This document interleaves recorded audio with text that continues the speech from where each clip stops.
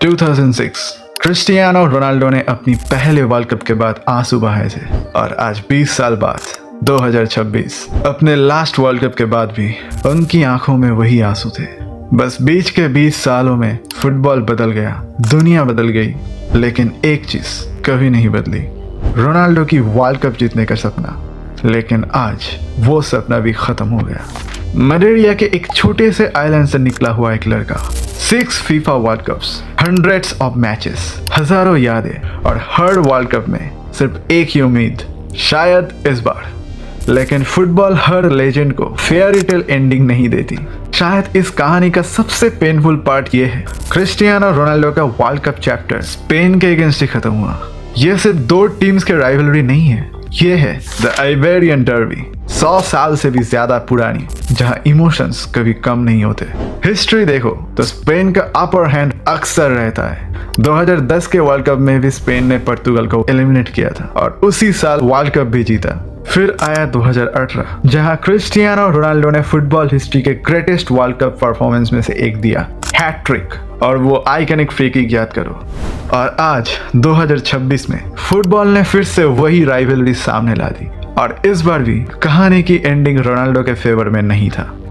अब अगर इमोशंस को थोड़ी देर के लिए साइड में रख दे तो पोर्तुगल के ये मैच सिर्फ इंडिविजुअल मिस्टेक्स की वजह से नहीं, एक्चुअली टैक्टिकल बैटल की वजह से हारा। सबसे पहली प्रॉब्लम थी मिडफील्ड प्रोग्रेशन। स्पेन के एग्रेसिव प्रेस के सामने पोर्तुगल कंसिस्टेंटली बॉल को फाइनल थर्ड तक ले ही नहीं पाए। फिर दूसरी प्रॉब्लम थी स्लो बॉल सर्कुलेशन। पोजीशन बहुत था, लेकिन उस पोजीशन का कोई रियल पर्पस ही नहीं था। बार बार सिर्फ साइडवेज और बैक पासेस की वजह से स्पेन के डिफेंस शेप को रीसेट करने का पूरा टाइम मिल गया।